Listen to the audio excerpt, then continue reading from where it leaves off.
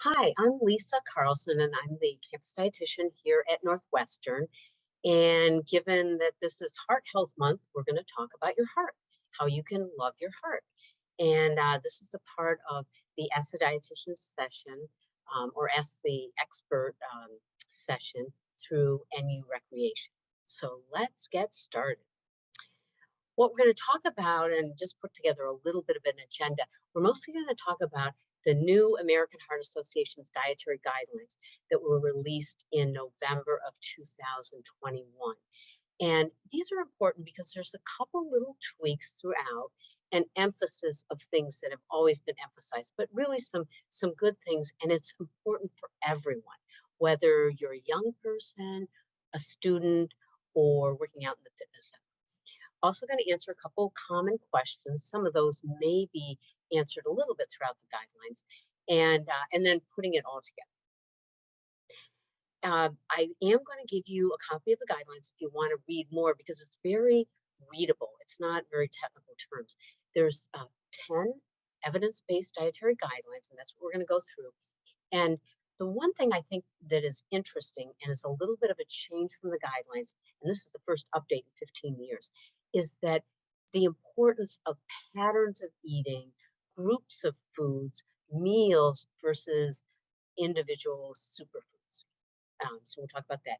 And then the other really interesting thing is starting early. They talk about pregnancy. They talk about if you're pregnant and don't have a good diet, heart health diet, then your children, that might be passed on to your children as they grow up. They may not have as many heart health good habits, and that can be passed on later in life as a teenager. And one thing I never forget that a nurse practitioner told me, she said that when we hear things like somebody had a sudden heart attack, she says, well, it's not usually true.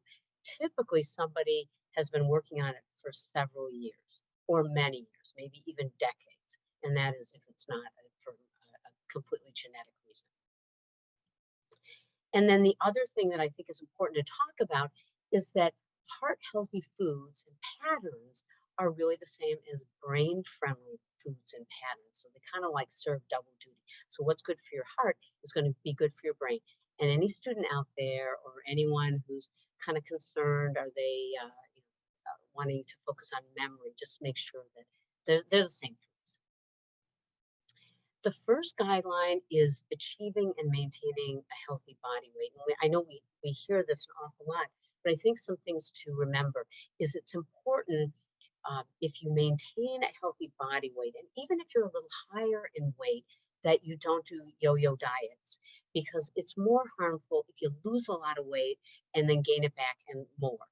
And an apple-shaped body, which tends to be, we often call it a beer belly, is more dangerous than a pear shape, which is more associated with women in the hips and that fat that gets accumulated around our key organs, the heart in particular, can be very damaging with the apple shape. The other thing to remember is as we get older and into adulthood, and students are in their early young adulthood, every about 10 years, you might be reducing your calories by about 70 or 100, and that's to maintain a healthy weight. So the second guideline is something that we know a lot about. It's eating plenty of fruits and vegetables. And this means all kinds of fruits and vegetables. And I know we've heard this so many times, sometimes we kind of block it out. The important thing here is it could come from any source. It could come from fresh, frozen, canned, or dry. The important thing is what it's packaged with. And we'll kind of hear about that throughout this presentation. The company that a vegetable keeps, the company a fruit keeps is important. So if it's a canned fruit and it's got a lot of sugar, probably not as heart healthy. If it's a vegetable, canned vegetable or frozen vegetable with a lot of sodium, a little bit less healthy. And all fruits and vegetables are good. The only kind of caveat is to limit white potatoes a little bit because the research shows that that's not one of the ones that tends to be on the heart health spectrum. Choosing whole grains, that's something also everybody's heard before. But I think the important thing is here. We often tend to eat grains in our diets, whether it's pasta, pizza, breads, rice, things like that, as much as you can to make them whole grains. And that's something with the whole grain intact. And if you look at the little diagram at the bottom, it says the bran, endosperm, and the germ are all intact. Oatmeal is a whole grain, brown rice is a whole grain, whole wheat bread is a whole grain, whole wheat pasta, and focus on pastas that are whole grain or actually enriched maybe with a little bit of protein. They're healthier for us and help us with satiety. The fourth guideline is choosing healthy protein sources. And this is another one, kind of like the vegetables and fruit, that it's most important, not so much the amount, but the package of protein. And again, it's the company that the protein keeps. So if the protein is high in protein, but has a lot of sodium, like cured meats and things like that, or a lot of saturated fat that often comes with beef, that may be not as beneficial and certainly not as heart healthy. So go with things that are less of that. The other difference in previous guidelines is they're recommending 2 or 3 servings of seafood a week. And all of these recommendations come with eat more plants, eat more plant proteins, and go a little bit slow on dairy. Go to low-fat dairy, skim and 1%, and a little bit of 2% are probably the ways to go. And then the last recommendation or guidance, which I think is really important, we've got all of these kind of newfangled plant protein meat products, and just go a little bit easy on those. They haven't had a lot of research, and that's what these guidelines say. There's nothing wrong with them, but if you're having them every day, you might want to dial back. The fifth guideline is about oils and fats. And as we've found in the last couple of decades, total fat or just fat in general is not necessarily the bad guy, it's what kind of fat. And monounsaturated fats, polyunsaturated fats are the good guys, and focus on those. So it's not just olive oil, it's canola oil, it's safflower oil, walnuts, flaxseed, chia seeds, sunflower oil, all of those, usually oils or fats at room temperature that are oils are good. For as far as margarine, it used to be about 20 years ago, don't do margarine because they had trans fats. That's really less likely to be true now. Most of those have been converted and don't have trans fats. Always still look at the label, but go for the soft spread margarines if you really are just using them as spreads. And then if you're using them in baking, really compare butter to a stick margarine and see what you think is better. And nuts and seeds are also good. Just keep them in like a good portion, just about a small handful. The sixth recommendation guidance talks about choosing minimally processed foods over ultra processed foods.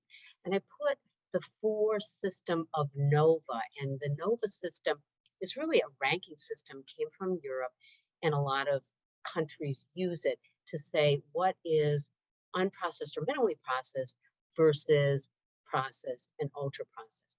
And if you, just an example might be, um, you know, like an apple or a piece of fruit may be unprocessed. Maybe applesauce would be a little bit more processed. Maybe an apple pie that you make for yourself may be a processed food somewhat because it's adding salt and sugar, potentially, maybe some oil. And then an ultra processed food might be an apple pie that you would buy at the store and has preservatives and maybe even colors. What this means is the more you cook, the more you kind of assemble your own foods, the better you are on this chart, and probably are consuming fewer processed foods. The seventh recommendation is talking about sugar, and sugar is something sometimes we don't usually associate it with heart health. We often associate saturated fat, trans fat, cholesterol, but sugar has been recently, I would say about the last 10 or 15 years, associated with higher triglycerides, other types of high lipid counts. And so dial back on anything that has added sugars. whether that's drinks, sodas, fruit juices, or certainly snacks, uh, cookies, and desserts. Dial those back, keep those to a minimum. Prepare foods with little or no salt. And when I talk to students about this or other people about this, often I hear, "Oh no, I never add salt. I never add salt with a salt shaker at the table," and that's probably a good thing. The other thing is, though, it's salt is hidden in a lot of foods just kind of naturally in preparation. If you eat a sandwich every day, you're getting probably quite a bit of salt. If you put cold cuts on that sandwich or have processed meats on the sandwich, you're probably adding extra salt. Or if you're putting mustard, ketchup, or things like that. Soups are high, so is pizza. And this is kind of like those high sodium product lists. And so just be mindful of that and dial back if you can. Limit alcohol. This is one that is really interesting because I think that we've often heard that red wine is good for the heart, and it's okay to have it in the diet. The newest guidelines, and really this comes from evidence-based research, shows that if you don't drink, don't even think about starting, because really no amount of alcohol has been really shown to improve a condition with the heart. And the guidance has changed too. It used to be women, 1 drink a day at the most, men, 2 drinks a day at the most. Now the guideline is back to 1 drink for everyone. And this little graphic kind of shows that at least drink some water in between. Make sure you drink it with food. Pace yourself. Mind the time. Be aware of knowing that you need to say no. No, I'm fine. I don't need a drink. And binge drinking is the worst. And binge drinking, as we know, is when someone is consuming several drinks, right, one after another, and sometimes with the desire to drink that much and to feel the effects of it. Never a good thing. The 10th guideline, where we put it all together, is an interesting one. I like this one the best. It says, follow this guidance wherever you eat. And I'd say follow this guidance wherever you eat, wherever you're assembling foods, if you're going to a party, if you're eating out, or you're eating at home. Even if you're celebrating, if you can somehow follow the guidelines, it's always a good thing. And there's a lot of things you can do. I mean, I often ask, well, hey, I'm meeting friends for pizza. What do I do? How do I kind of stay in a little heart healthy zone? I usually say, well, get a salad, order a salad so that helps you slow down. You can also ask for low, like light on the cheese. I know a lot of people don't do that, but they put on so much cheese that you could say light on the cheese, and just be mindful of what you're eating. But here's some other recommendations: go for seafood, share portions, eat a little bit ahead of time, go for fruit, choose more whole grains, and consider plant forward main dishes is always good. So here's answering a couple of questions that I often get is, what about eggs? Eggs have been maligned at certain times, and then they were on the good list, and then there was a research study that actually came out from Northwestern a couple of years ago that said, I don't know about eggs. Well, eggs have a little bit of saturated fat. They're high in protein. They're very economical, all good things. I mean, as far as the economical and the protein, they do tend to be high in dietary cholesterol, which doesn't tend to be that much associated with raising blood cholesterol. But just to be on the safe side, limit your eggs to a few a week. And some people are actually more sensitive to dietary cholesterol as increasing their blood cholesterol. So if you're one of those people, you might want to be a little bit more careful. What about coconut oil? I often get this. Coconut oil needs to have a little bit more rigorous research. And it is a saturated fat, that's important to know. And it's probably less recommended in large, regular use. I know that there's some fad diets that include a lot of coconut oil. That's kind of up to you. it might be better just to dial back and not make it just a huge source of your diet would be my recommendation. And then to go along with that, we often hear that butter is better than margarine because there was a time, and it was about, I want to say it was more than 20 years ago, probably about 25 years ago, when came out that butter was better than margarine. That was when we realized that there was trans fats in the diet.